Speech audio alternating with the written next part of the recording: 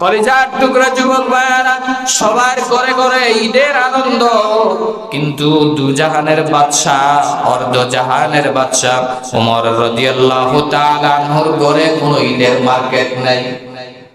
আমাদের ঘরে 1 set 2 set 5 set 10 set পর্যন্ত ঈদের শপিং হয়ে যায়। তো অর্ধ জাহানের বাদশা ওমর রাদিয়াল্লাহু তাআলা আনহুর ঘরে ঈদের কোনো মার্কেটই নাই। কেমন অবস্থা ছিল? হুজুর টাকা পয়সার অভাব ছিল নাকি? না, ইচ্ছা করলে অর্ধ জাহানের বাদশা উনি মার্কেট কি করতে পারতো না? ইচ্ছা করলে অবশ্যই করতে পারতো। অর্ধ জাহানের বাদশা ওনার পরিবার, ওনার আহলিয়া ডাক দিয়া বলে, নিয়া আমিরাল মুমিনিন, আজকে ঈদের জামাত অনুষ্ঠিত হয়ে যাবে, ঈদের নামাজের ইমামতি করবেন আপনি, আজকে আপনার ইমামতিতে ঈদের নামাজ অনুষ্ঠিত হয়ে যাবে। ওগো আল্লাহর নবীর সাহাবী, প্রত্যেকের ঘরে ঘরে ঈদের আনন্দ, ঈদের মার্কেট, কিন্তু আপনারও কোনো ঈদের মার্কেট নাই, আমারও মার্কেট নাই, বাচ্চাদেরও কোনো ঈদের আনন্দ নাই। আমরা না হয় মনকে বুঝ দিলাম, কিন্তু বাচ্চাদেরকে কি বলে মনকে বুঝ দিব? আমিরুল মুমিনিন ডাক দিয়া বলেন, নো আমার প্রাণের স্ত্রী, আমি রাষ্ট্রীয় কোষাগার থেকে, বাইতুল মাল থেকে যেই বাতা পাই, সেই বাতার পরে এক্সট্রা 1 টাকাও আমি নেই না। সুবহানাল্লাহ বলবেন না? আপনাদের সুবহানাল্লাহর আওয়াজে বোঝা যায় ওমরের মতো এরকম খলিফা আজও পৃথিবীতে আছে নাকি? আরো জোরে বলেন, আছে? ওমর রাদিয়াল্লাহু আনহু ডাক দিয়ে বলেন, ও প্রাণের স্ত্রী, আমি রাষ্ট্রীয় কোষাগার থেকে বাইতুল মালের নির্ধারিত বাতা থেকে 1 টাকা বেশিও আমি নেই নাই। আমার কাছে তো আর টাকা নাই, আমার কাছে আর দিনার নাই, দিরহাম নাই, আমি কোথা থেকে মার্কেট করে সন্তানদেরকে দিব?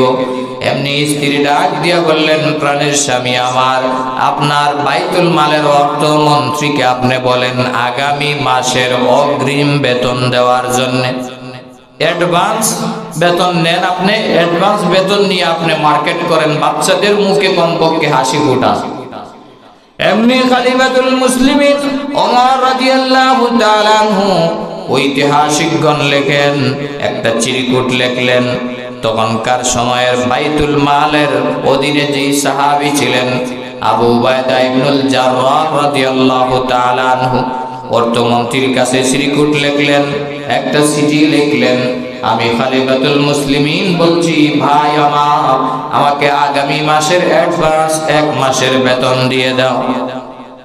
এমনি অর্থমন্ত্রী আবু উবাইদা ইবনুল জাররাহ রাদিয়াল্লাহু তাআলা আনহু খলিফাতুল মুসলিমিন ওমরের চিঠি পাওয়ার পরে উনি কান্নায় বিভোর হয়ে গেলেন। চিন্তা করলেন, আহারে, যিনি অর্ধ জাহানের বাদশা, ওনার ঘরে মার্কেট নাই, ওনার ঘরে শপিং নাই, ওনার ঘরে ঈদের কোনো নতুন জামা কাপড় নাই, 12টা তালি যুক্ত জামা লাগায়া ওমর রাদিয়াল্লাহু তাআলা আনহু ঈদের নামাজ এবং জুমাতে খুতবা দিতেন। সুবহানাল্লাহ। তাদের নতুন জামা ছিল না, কিন্তু আল্লাহর সাথে কালেকশন ছিল, নবীজির সাথে কালেকশন ছিল, ভালোবাসা ছিল। তাইসের মসজিদ ছিল না, খেজুর পাতার চাউনির মসজিদ ছিল, কিন্তু সরাসরি আল্লাহর সাথে তাদের সম্পর্ক ছিল। চিৎকার দিয়ে বলেন আল্লাহু আকবার। খলিফাতুল মুসলিমিন ওমর রাদিয়াল্লাহু তাআলা আনহুর চিঠি পাইয়া বাইতুল মালের সাহাবী আবু উবাইদা ইবনুল জাররাহ কান্নায় বিভোর হয়ে গেলেন। আর ডাক দিয়া বলেন, আল্লাহ, যিনি আজকে অর্ধ জাহানের বাদশা, ওনার ঘরে এমন অবস্থা, উনি এত সতর্ক, উনার এত ভয়, জাহান্নামের আগুনের এত ভয়, আল্লাহর ভয় ওনার অন্তরে এত বেশি, আমরা তো এখনো ওনার দ্বারে কাছে যাইতে পারি নাই। এমনি আবু উবাইদা ইবনুল জাররাহ তারপরেও সিটির অপর পৃষ্ঠায় লিখলেন, ওগো ওমর রাদিয়াল্লাহু তাআলা আনহু, আপনি আমার সাথে সরাসরি সাক্ষাৎ করেন। খলিফাতুল মুসলিমিন চলে গেলেন বাইতুল মালের দায়িত্বদিন সাহাবী আবু উবাইদা ইবনুল জাররাহ রাদিয়াল্লাহু তাআলা আনহুর সাথে সাক্ষাৎ করলেন। আবু উবাইদা ইবনুল জাররাহ বললেন, আসসালামু আলাইকা ইয়া নবীর সাহাবী, ওগো আল্লাহর নবীর সাহাবী, আপনাকে সালাম, সম্ভাষণ, ঈদ মোবারক। ওগো নবীজির সাহাবী, ও অগর্দ জাহানের বাদশা, আপনি যে আমার কাছে আগামী 1 মাসের অ্যাডভান্স বেতন চাইলেন, আমাকে 2টা কথার উত্তর দেন। 2টা কথা যদি উত্তর দিতে পারেন, আমি আপনাকে 1 মাসের বেতন দিয়ে দিব।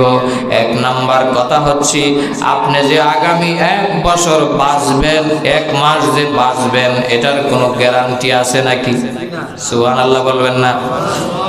আবু উবাইদা ইবনুল জাররাহ রাদিয়াল্লাহু তাআলা আনহু ডাক দিয়ে বলেন, ইয়া আমিরাল মুমিনিন, আপনি আগামী 1 মাস বাঁচবেন, এটার কোনো গ্যারান্টি আছে নাকি?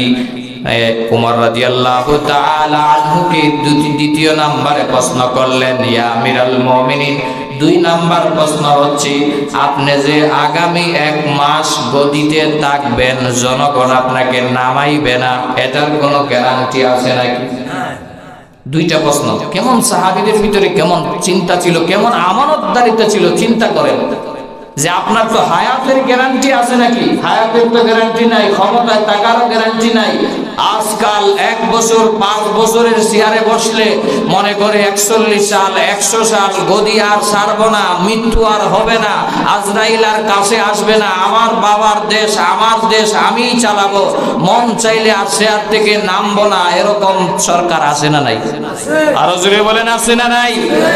অথচ সাহাবীদের ভিতরে কেমন আমানতদারিতা ছিল, একটা টাকাও তারা, একটা পয়সাও এদিক থেকে সেদিক করেন নাই।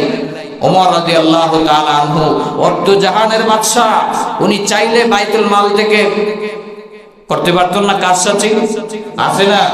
মেম্বার, চেয়ারম্যান, পার্লামেন্টের সদস্য, তাদের কাছে গম আসে, রিলিফের মাল আসে, রমজানের খেজুর আসে, কত কিছু আসে, তারপরে গরিব অসহায়ের মাল নিজের পেটেই নিজে ঢুকায়, আছে না নাই? একটা টাকাও পর্যন্ত তারা এদিক থেকে সেদিক করেন নাই। তারা কেমন আমানতদারিতা ছিল।